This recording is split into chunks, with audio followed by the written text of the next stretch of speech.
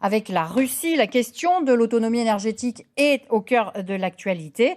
En Provence-Alpes-Côte d'Azur, il y a ce projet et puis il y a ceux qui ont déjà été effectués et qui font l'objet de recours. C'est pour cela que vous êtes avec nous, Marc-Antoine Chavanis. Bonsoir. Bonsoir. Alors, vous, c'est un projet, on va dire, terrestre, puisque c'est un parc éolien qui a été implanté du côté de la Sainte-Victoire. Absolument, c'est le parc d'Artigolière, 22 éoliennes, 33 000 tonnes de béton installées en plein confinement.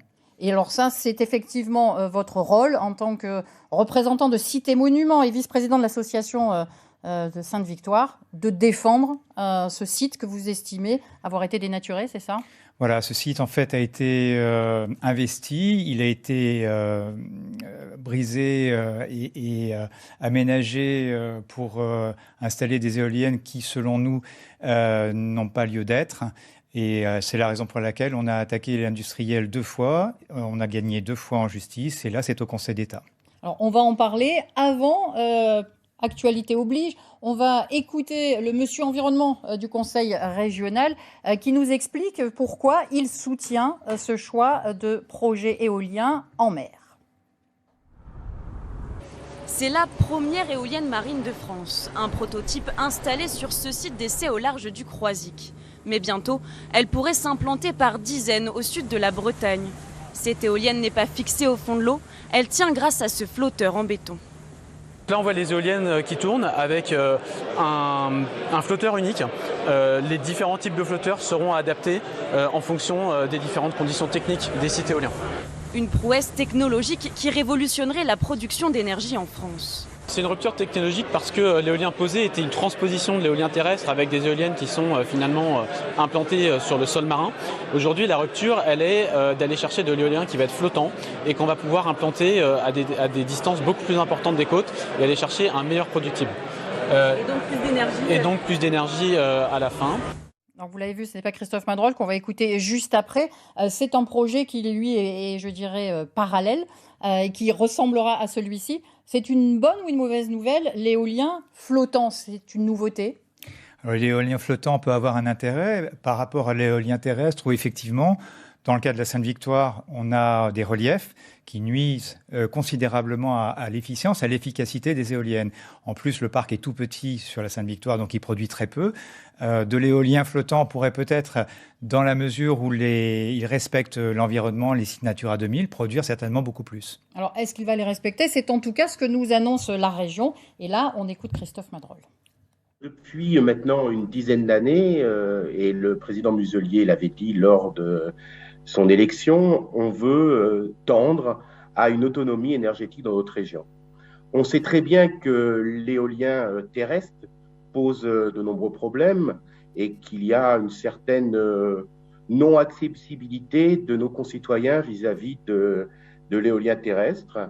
Et quand nous avons vu les premières fermes pilotes d'éolien flottant, on s'est dit que c'était l'une des solutions pour pouvoir tendre à cette autonomie énergétique dans notre région. Le projet serait mis à plus de 20 km des côtes, donc nous n'aurions aucune nuisance visuelle. Et tous les rapports, et vous imaginez bien que moi, en tant qu'écologiste, je m'y suis largement intéressé, il n'y a aucun aujourd'hui problème lié à la biodiversité ou pour la protection de la faune et de la flore avec l'éolien posé.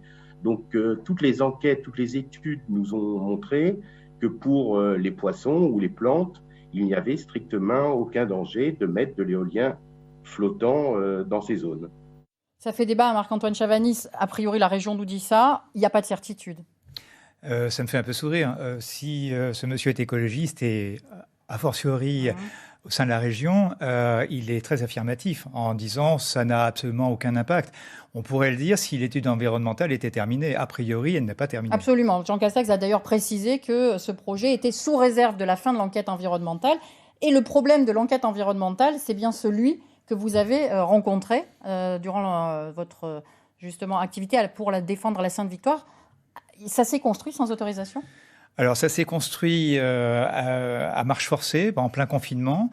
Ça s'est fait de façon très curieuse par un groupe étranger avec des autorisations qui ont été donnés, qui sont provisoires. C'est un des rares parcs en France, peut-être même le seul en France, à fonctionner avec une autorisation provisoire qui n'a pas de date butoir.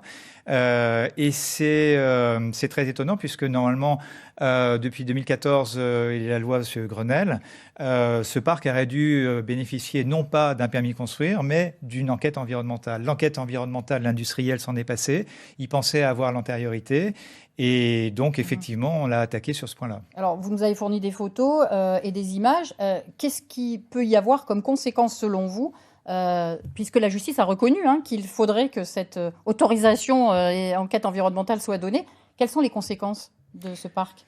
Alors, ce parc impacte directement la faune, la flore. Il y a une étude avifaune qui est faite par la Ligue de protection des oiseaux qui, en son temps, au moment de l'enquête publique, était contre ce parc. Il faut savoir aussi que si on fait le lien avec l'enquête publique, enfin plus exactement la commission du débat public qui a eu lieu pour les éoliennes offshore, il y a en fait un consensus des associations environnementales comme la Ligue de protection des oiseaux, France Nature Environnement, le WWF, la Tour du Valat, qui sont des acteurs prégnants du dossier, qui demandent la sanctuarisation des sites Natura 2000. C'est ce que l'on demande. On demande la sanctuarisation des sites Natura 2000. Or là, sur Sainte-Victoire, on est en site Natura 2000, montagne Sainte-Victoire. Donc la question ne se pose pas. Pour nous, il ne devrait pas y avoir d'éoliennes à cet endroit. Alors a priori, en tout cas sur le papier, on va dire, il existe des règles pour éviter qu'il se passe des choses et qu'il y ait des recours. Et ça, c'est Laurent Verdy qui nous le présente.